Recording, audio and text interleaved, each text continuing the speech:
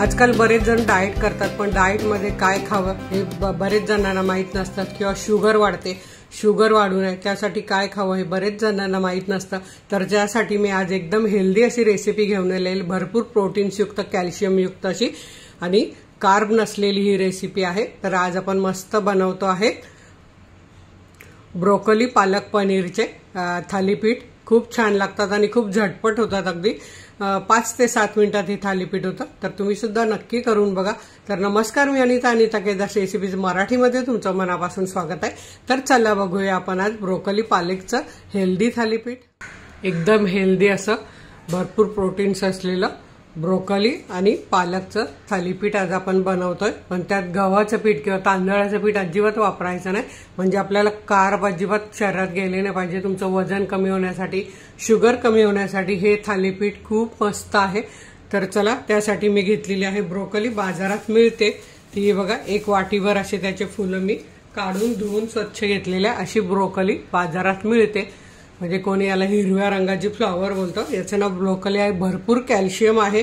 पालक इथे मी घेतलेला आहे 1 वाटीभर, कोथिंबीर घेतलेली आहे, कांदा घेतलेला आहे छोटा एक, तीळ घेतलेला आहे, पनीर घेतलेला आहे, इथे आहे ज्वारीचं पीठ आणि बेसन.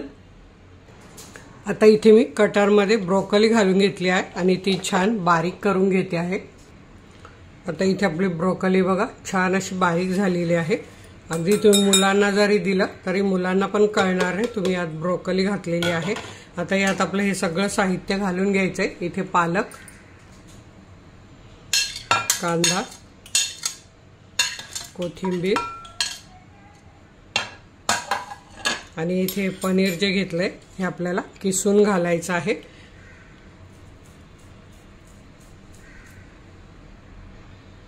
आता इथे आपल्याला हे ज्वारीचं पीठ घालायचं आहे. हे बघा 1 2 3 आणि हे 4 चमचे ज्वारीचं पीठ आणि 2 चमचे आपल्याला घालायचं आहे बेसन. हे बघा 2 चमचे फक्त बेसन घालायचं. आवडीप्रमाणे कमी जास्त करू शकतात, काही प्रॉब्लेम नाही. इथे मी घेतला आहे ठेचा, जो माझ्याकडे हे बघा अगदी बारीक करून तेलात परतून ठेवलेला असतो. कढीपत्ता, हिरवी मिरची आणि लसूण, तर तो अर्धा चमचा घालते. आवडीप्रमाणे तिखट घालायचं आहे. हळद घालायची आहे 1 पाव चमचा, तीळ घालायचे आहे 1 चमचाभर आणि चवीप्रमाणे आपल्याला घ्यायचं आहे मीठ. हे बघा. आणि आता आपल्याला यात पाणी नाही घालायचं. हे भाज्यांच्याच पिठात हे आपला गोळा तयार होईल. भाज्यांना पाणी सुटतं मीठ घातल्यावर. पनीरमध्ये पाणी असतं, कोथिंबीर, कांद्याला पाणी सुटतं, पालकला पाणी सुटतं. तर असा आपण याचा गोळा बनवून घेऊया. भरपूर फायबर्स मिळतात याने, कॅल्शियम, प्रोटीन. तर इथे तुम्ही बघू शकतात 1 थेंबही पाणी न घालता आपला इथे गोळा तयार झाला आहे. थोडंसं तेल लावून घेऊया. तुम्हाला जर तूप बटर आवडत असेल तर तुम्ही तेल लावू शकता. आणि हो, तुम्हाला जर पनीर घालायचं नसेल तर नाही घातलं तरीही चालेल. आता लगेच आपण याचं थालीपीठ बनवून घेऊया. आता इथे मी पोळपाटावर ओला रुमाल करून घेतलाय. थोडंसं आणखी आपल्याला याच्यात असं पाणी लावून घ्यायचं आहे. आणि आता आपल्याला यातला एक गोळा घेऊन थापून घ्यायचा आहे.